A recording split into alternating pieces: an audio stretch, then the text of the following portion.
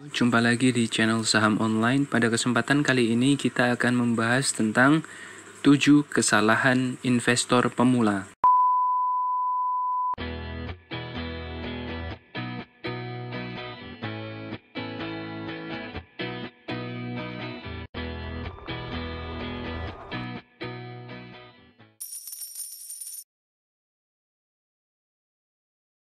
Melakukan investasi di berbagai instrumen investasi jamak dilakukan oleh masyarakat yang memiliki rencana keuangan di masa depan.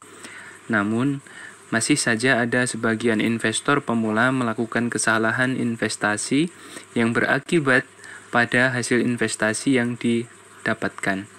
Kesalahan yang dilakukan oleh para pemula merupakan hal yang wajar terjadi. Sebab dari kesalahan tersebut, investor pemula bisa memperbaiki kesalahannya dan mampu mengambil keputusan investasi yang lebih baik lagi. Pada pembahasan kali ini, kami akan menjelaskan kepada Anda semua tentang 7 kesalahan umum yang seringkali dilakukan oleh para investor pemula. Yang pertama, yaitu adalah memiliki harapan yang terlalu tinggi. Aturan utama yang berlaku pada investasi adalah semakin tinggi resiko yang berani Anda tanggung, akan semakin tinggi juga tingkat pengembalian yang akan didapatkan. Dengan demikian, sangat mustahil mengharapkan tingkat pengembalian yang tinggi jika Anda sendiri tidak berani berinvestasi pada instrumen yang beresiko tinggi.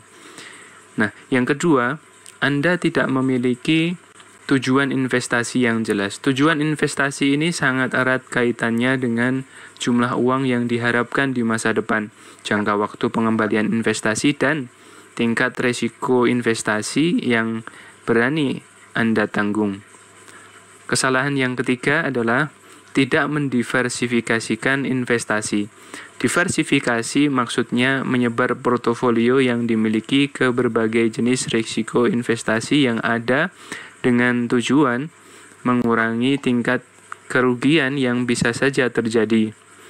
Di saat satu instrumen investasi mengalami penurunan nilai, jenis investasi yang lain mampu mengimbangi kerugian yang Anda dapatkan.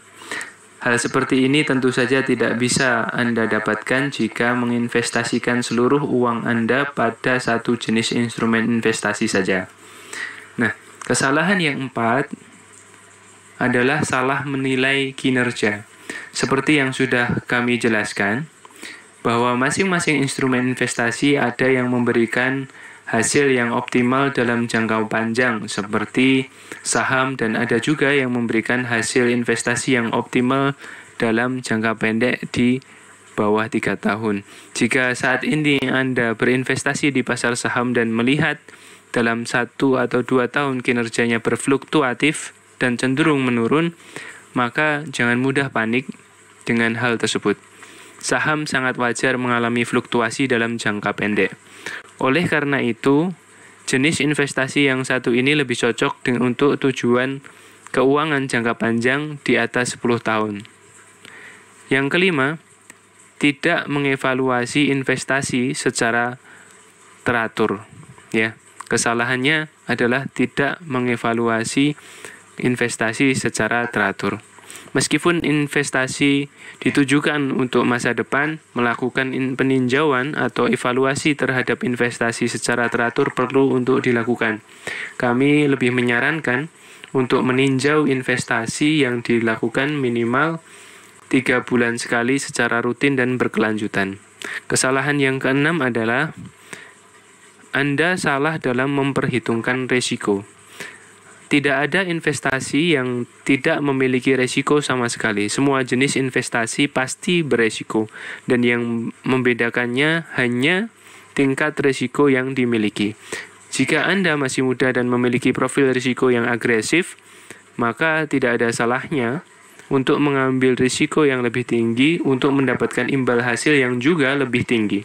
Jika Anda tidak yakin dengan jenis risiko yang akan diambil, maka sebaiknya diketahui lebih dulu tujuan Anda berinvestasi dan berapa jangka waktu investasi yang akan dilakukan.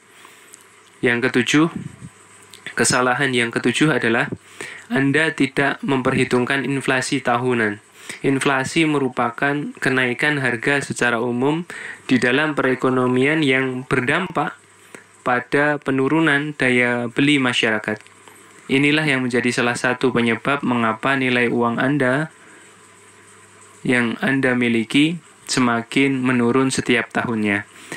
Jika Anda tidak memperhitungkan tingkat inflasi dan hanya menyimpan uang di dalam tabungan, maka jangan heran jika uang yang Anda miliki menurun nilainya.